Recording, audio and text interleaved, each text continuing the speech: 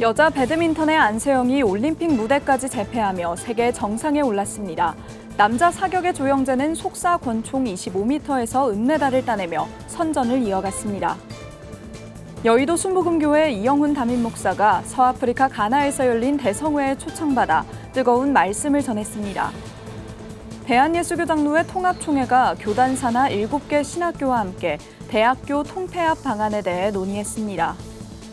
한국교육자선교회가 전국 여름 연찬회를 열고 학교 복음화를 위한 재충전의 시간을 마련했습니다. 예수교 대한선교교회가 여름 수련회 준비가 여의치 않은 교회를 도와 교단 차원에서 특별한 수련회를 개최했습니다. 서아프리카 가나에서 뜨거운 집회가 열렸습니다. 초청받아 말씀을 전한 이영훈 여의도 순복음교회 담임 목사는 한자리에 모인 아프리카의 차세대 리더들 앞에 서서 말씀으로 무장하라고 권면했습니다. 장세인 기자가 보도합니다. 흥겨운 음악에 맞춰 신나게 춤을 추는 아프리카 청년들. 서아프리카 가나의 수도 아크라 북쪽에 위치한 신학교 대강당에서 진행된 가나 대성회 현장 모습입니다. 인구의 70%가 기독교인으로 복음화율이 높은 가나는 더 큰 부흥을 꿈꾸며 현장을 뜨겁게 달궜습니다. 국제교회성장연구원 CGI의 이사 덱 휴워드 밀스 목사가 주최한 이번 성회는 당신의 삶을 온전히 드리라는 의미에서 확장이란 주제로 지난달 30일부터 4일간 진행됐습니다. 전 세계 46개국 목회자와 교회 차세대 리더 등 1만 명이 참석한 가운데 행사의 하이라이트는 여의도 순복음교회 이영훈 목사가 초청된 시간이었습니다. He was introduced as the pastor who is the successor to Dr. Yonggi Cho. Philippians 4:13 says, Philippiens 4:13. I can do everything through Jesus Christ, Je puis tout par celui qui me fortifie. who gives me strength. Qui me fortifie. Activate your faith by prayer. Activez votre foi par la prière. Activate your faith by the word of God. Activez votre foi par la parole de Dieu. If you have great visions and dreams in Christ, your faith Votre foi make your dreams come true. vont faire réaliser vos rêves. Your faith Votre foi will make your dreams come true. fera réaliser vos rêves. 이영훈 목사는 4차원 영성을 이룰 방법으로 아프리카 차세대 리더들에게 매년 한 번 이상 성경을 읽을 것을 주문했습니다. 그러면서 고백에는 엄청난 능력이 있다며 아브라함처럼 긍정의 말과 믿음으로 아프리카에 부흥을 선포하라고 강조했습니다. 차세대 리더들은 성회에서 받은 은혜를 앞으로 실천해 가겠다는 의지를 밝혔습니다. I listened to Dr. Lee's message, and in fact, the message, it was very, very powerful. The point which really struck me was the first point, when he said, thinking with the word of God. Yeah, I think that's what has really touched me tonight. I've been blessed by Dr. Lee's message. He preached on faith, how we can use faith to achieve our dreams. And it's a good teaching that I have observed today. 한편 구TV는 가나 대성회 현장을 비롯해 현지 파송 순복음 선교사들의 사역을 취재하고 있습니다. 선교의 땅 시리즈 가나편으로 제작되는 다큐멘터리는 오는 10월 방송될 예정입니다. 구TV 뉴스 장세인입니다. 최근 줄어드는 학령 인구는 전국 대학은 물론 목사를 양성하는 신학교에도 커다란 불안 요인입니다. 이에 대한예수교장로회 통합총회는 교단 신학교의 통폐합과 관련한 논의를 이어가고 있는데요. 장정훈 기자가 보도합니다. 저출산 등으로 인해 신학생의 수가 크게 감소하자 대한예수교장로회 통합은 교단 산하 7개 신학교의 통폐합을 해결 방안으로 제시했습니다. 총회 신학대학교 미래발전위원회는 7개 신학대학교를 초청한 자리에서 신학교 통폐합이 학교들을 살리고 교단을 지속하는 힘이 될 수 있다고 설명했습니다. 목회자를 양성하는 신학대학이 학생 수가 감소하고 재정이 어려워지면 결국 교단의 목회자 수급에도 큰 문제가 된다는 겁니다. 우리 신학대학교는 지속 가능한가? 그런데 이것은 신학대학교만의 문제가 아니라 우리 교단은 지속 가능한가? 이 질문이 곧 신학대학은 지속 가능한가라는 질문과 지속되는 연결되는 질문이라는 것을 깨닫게 되었습니다. 교명 선정 등 학교 통폐합 과정에서 발생할 수 있는 여러 우려는 총회와 각 대학교가 풀어야 하는 과제입니다. 특히 구조 조정의 경우 교직원은 물론 재학생들의 반대도 거셀 것으로 예상됩니다. 실제로 위원회가 각 학교를 대상으로 실시한 통폐합에 대한 의견 조사 결과 교직원의 찬성 비율은 채 40%가 되지 않았습니다. 또 각 학교의 동문들이 신학교 통폐합에 대해 긍정적으로 생각할지도 미지수입니다. 총회는 통폐합 기준을 바탕으로 한 구조조정과 지역별 지원 시스템을 확립한 통폐합 방안에는 교직원의 찬성률이 70%가 넘는다며 명확한 로드맵을 세워 우려를 해소하겠다고 말했습니다. 상생할 수 있는 전문적인 합의가 된다면 신학대학교에서나 총대나 다 같이 70%가 찬성하는 겁니다. 그래서 빨리 속전속결로 획일적으로 하는 것보다도 로드맵을 정확하게 만들어서 이렇게 차근차근 다 수용하고 함께 상생할 수 있는 윈윈할 수 있는 전략을 만들어야 된다는 겁니다. 교단사나 학교들은 학생 모집의 어려움을 해소하기 위한 총회의 방안에 동의하면서도 교육부 기준에 따른 방안을 수립할 것을 제안했습니다. 총회의 제시 방안들이 일부 교육부의 기준에 벗어났다며 총회와 학교 간 논의가 확대돼야 한다고도 설명했습니다. 총회 관련되어 있는 학교가 제대로 성장하려면 총회 맥락에서가 아니고 교육부의 맥락에서 학교를 이해해 주셔야 된다. 그렇지 않게 되니까 이 거버넌스 구조가 학교에 해를 끼치는 구조가 되어버린 거예요. 통합총회의 신학교 통폐합은 30년 전부터 논의되어 온 수건 사업입니다. 위원회는 그동안 도출된 통폐합 방안이 각 학교의 합의 없이 도출됐었다며 이번 총회에 앞서 학교와의 논의를 통해 조속히 운영 방안을 확정하겠다고 밝혔습니다. 구티비 뉴스 장정훈입니다. 40여 년간 학교 복음화를 위해 힘써온 한국교육자선교회가 여름 연찬회를 개최했습니다. 이들은 오늘날 복음을 전하기 어려워진 교육 현장을 위해 함께 기도하며 새 선교 전략을 모색했는데요. 연찬회에 참가한 기독교사들은 구티비와 함께 미디어 선교에도 동참하며 다음 세대 복음화를 위해 보다 전략적인 선교에 나서기로 했습니다. 권현석 기자가 보도합니다. 전국에서 모인 전현직 교사들. 이들은 일선 교육 현장에서 선한 영향력을 펼치며 일상생활 속 복음을 전파하고 있습니다. 사단법인 한국교육자선교회가 제91차 전국 여름 연찬회를 개최했습니다. 울산지방회 주관으로 열린 이번 연찬회는 울산과학대학교에서 2박 3일간의 일정으로 진행됐습니다. 전현직 크리스천 교육자 300여 명이 모인 가운데 이들은 일어나라, 빛을 발하라 라는 주제로 말씀을 나누며 교사들의 영성 회복과 교육 현장의 복음화를 위해 기도했습니다. 2박 3일의 은혜를 안고 정말 그 교육 현장에서 그 은혜의 말씀들이 학교 현장에 우리 제자들에게 흘러보내서 그 은혜로운 교육 현장으로 다시 한번 변화가 일어났으면 하는 그런 간절한 바람들이 있습니다. 한국교육자선교회는 1978년 학교 복음화를 위해 설립된 초교파 선교회입니다. 유치원부터 초중고, 대학교에 이르기까지 교육 현장에서 헌신하는 전국의 전현직 기독교 교육자들이 모여 활동을 이어오고 있습니다. 학생들에게 복음을 전하기 어려워진 오늘날 학교 현장을 위해 15개 지방회가 연합해 새로운 선교 방안을 모색하는 데 힘쓰고 있습니다. 또 학생들은 점점 더 교회를 멀리하고 있습니다. 그럴 때일수록 우리가 정말로 일어나 빛을 발해야 할 때라고 생각을 합니다. 기독교사들이 기도하면서 학생들과 같이 생활하면서 그 속에서 저절로 교사들을 통해서 복음을 전할 수 있는 그런 방안을 가지고 노력합니다. 한편 이날 선교회 회원 20여 명은 구티비 글로벌 선교방송단 선교기자로 등록하며 구티비 미디어 선교에 동행하기로 했습니다. 이들은 교육 현장이나 선교지에서 일어나는 선한 소식을 구티비 뉴스와 데일리 굿뉴스 등 구티비 매체를 통해 전달하며 다음 세대 복음화를 위해 다각적인 선교를 펼쳐나갈 계획입니다. 구티비 뉴스 권현석입니다. 여름 수련회는 다음 세대 양육의 중요한 사역입니다. 예수교 대한선교교회에서는 수련회 준비가 여의치 않은 교회들을 지원하는 차원에서 교단이 연합 수련회를 준비했는데요. 총 300여 명의 중고교생들이 참여한 가운데 청소년 세대의 취향에 맞는 찬양으로 관심을 모았습니다. 김효미 기자가 취재했습니다.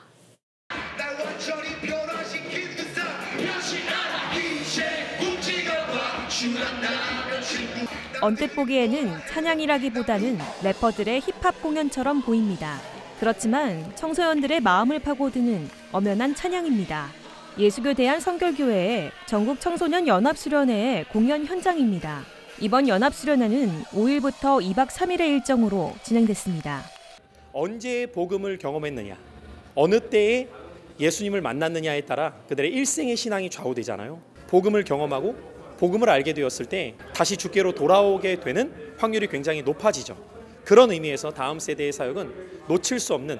김성목 운영이사 목사는 갈수록 전도율이 현저히 떨어지고 있는 다음 세대 회복을 위해 다 함께 모여 공동체의 중요성을 깨닫고 서로 소통하면서 하나님을 더 깊이 이해하는 기회로 삼고 있다고 강조합니다. 성경이 말하는 교회는 그리스도의 몸이거든요. 몸이 하나가 될 때 경험되어지는 그 은혜가 있기 때문에 공동체의 중요성을 꼭 경험해 봤으면 좋겠어요. 비록 2박 3일의 짧은 여름 수련회지만 신앙적인 성장의 과정에서 인격적으로 예수님을 만날 수 있는 중요한 기회입니다. 가치관을 리모델링하라고 하는 것이 아니라 어떻게 재건축하라는 것입니다. 여러분 예수를 믿으십니까? 내가 예수를 믿는다는 이 고백은요, 나의 가치관은 완전히 새로워진 사람이라는 의미입니다. 수련회에 참석해 함께한 청소년들의 반응도 긍정적입니다. 찬양 부르면서 뛰면서 레크레이션 하면서 예배 들었던 게 제일 좋았던 것 같아요. 얼마나 더 재밌을까, 뭔가 더 좋을까 또 기대가 되는 것 같습니다. 앞으로 저녁 집회 하는 것도 또 기대되고 또 은혜도 많이 받아갈 것 같습니다. 내일 말씀도 오늘처럼 은혜 많이 받고 갔으면 좋겠습니다. 이번 여름 수련회는 교단 소속 선생님들의 열정이 더해지면서 청소년들에게 새로운 복음의 씨앗이 뿌려질 수 있는 기회가 되고 있습니다. 굿TV 뉴스 김효미였습니다.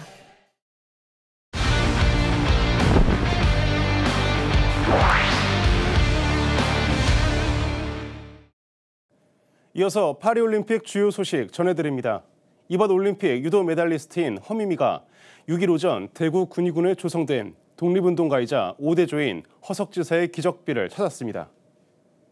허미미는 기적비를 참배하고 자신이 따낸 올림픽 은메달과 동메달을 기적비 앞에 내려놨습니다. 허미미는 귀국 후 가장 먼저 이곳에 오고 싶었다며 앞으로 더욱 노력해 4년 후 반드시 금메달을 따겠다고 밝혔습니다. 파리올림픽 유도 여자 57kg급에서 은메달을, 혼성 단체전에서 동메달을 딴 허미미는 한국인 아버지와 일본인 어머니 사이에서 태어난 제1교포로 2021년 한국 국적을 택했습니다. 배경에는 태극마크를 달고 선수 생활을 했으면 좋겠다는 할머니의 유언이 있었던 것으로 알려졌습니다. 육상과 사이클에서는 잇따라 세계 신기록이 나왔습니다. 스웨덴의 아먼드 듀플랜티스는 남자 장대 높이뛰기 세계 신기록을 세우고 올림픽 2연패에 성공했습니다. 듀플랜티스는 한국 시각 6일 스타드 드 프랑스에서 열린 결선에서 6m 25의 세계 신기록을 세우고 우승했습니다.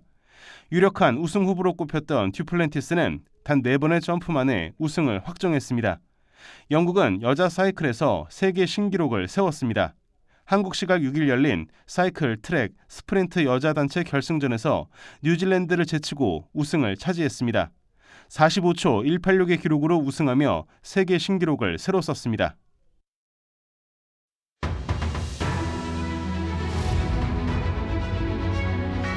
오늘의 이슈 포커스입니다.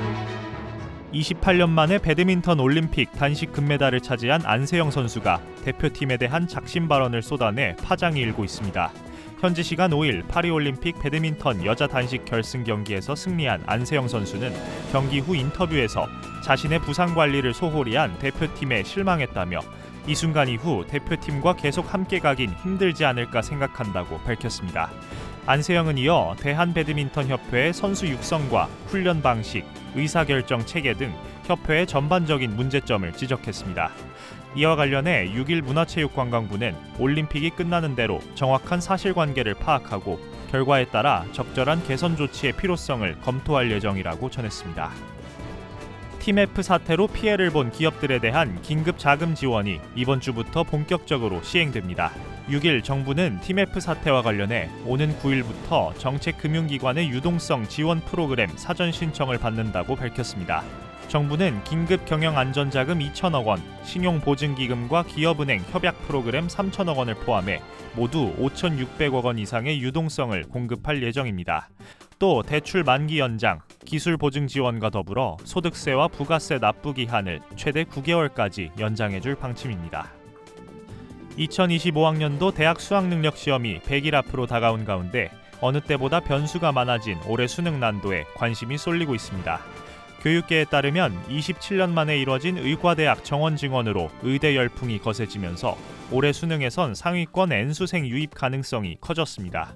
이에 따라 최상위권 변별을 위해 이번 수능은 높은 난도가 유지될 것이라는 전망이 지배적입니다. 또 올해 자율전공 선발 인원이 전년보다 2만 8천여 명 늘어나면서 기존 입시 정보를 바탕으로 합격선을 예측하는 데에도 한계가 있을 것으로 예상됩니다.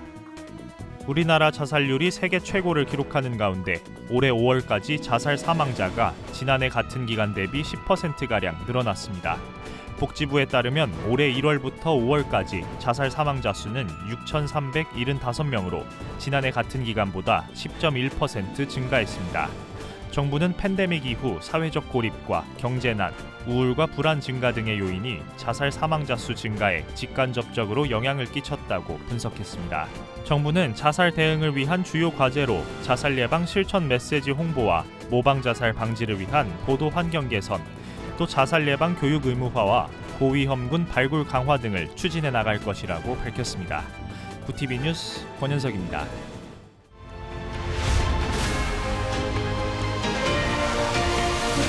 월드와이드입니다. 하마스 1인자 이스마일 하니의 암살로 불거진 이란과 이스라엘의 갈등이 일촉즉발 상황으로 치닫고 있습니다. 이란은 하마스 지도자 암살을 처벌하겠다며 이스라엘에 보복을 하겠다고 거듭 강조하고 있습니다.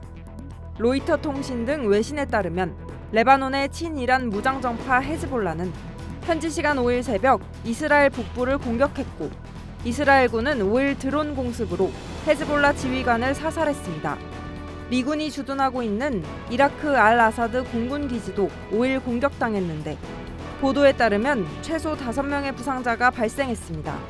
조 바이든 미국 대통령은 백악관에서 국가안보회의를 소집하고 중동 지역 확장 방지 방안을 논의하는 등 미국과 러시아, 주변 아랍 국가들은 확전을 막기 위한 총력전에 나서고 있습니다.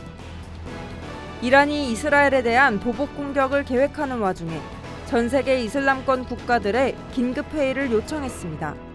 이슬람협력기구는 7일 사우디아라비아 제다에서 이스라엘에 대한 보복 등 현안을 협의할 외무장관급 집행위원회 긴급회의를 열 것이라며 하마스 정치부문 수장의 암살을 비롯한 팔레스타인 주민에 대한 이스라엘의 점령 범죄, 이란 주권에 대한 침해를 논의할 것이라고 예고했습니다. 이란 외무부가 파키스탄과 함께 이번 긴급회의를 요청한 것으로 알려진 가운데 이번 회의가 보복 계획에 어떤 영향을 줄지 관심이 집중됩니다. 미국 민주당 대선 후보로 카멀라 해리스 부통령이 공식 확정된 가운데 러닝메이트가 되어줄 부통령 후보에도 관심이 쏠립니다. 로이터 통신은 해리스 부통령이 부통령 후보를 조시 셔피로 펜실베이니아 주지사와 팀 월즈 미네소타 주지사 등 현직 주지사 2명으로 압축했다고 전했습니다. 해리스 부통령은 현지 시간 6일 펜실베이니아를 시작으로 경합주 유세에 착수하기에 앞서 러닝메이트를 발표할 예정입니다. 전 세계 인터넷 검색 시장의 90% 이상을 차지하는 세계 최대 검색 엔진 업체 구글이 미 국무부가 제기한 반독점 소송에서 패소했습니다. 미국 워싱턴 DC 연방법원은 구글이 스마트폰 웹 브라우저에서 자사의 검색 엔진을 기본값으로 설정하기 위해 비용을 지불하는 것은 독점을 불법으로 규정한 셔먼법 2조를 위반한 것이라고 밝혔습니다. 이번 판결은 구글의 반독점법 위반 여부에 대해서만 이뤄졌으며 구체적인 처벌 등은 다시 재판을 열어 결정할 계획입니다. 또 구글이 항소할 뜻을 밝히면서 최종 판단은 연방 대법원에서 결정될 전망입니다. 구티비 뉴스 장세인입니다.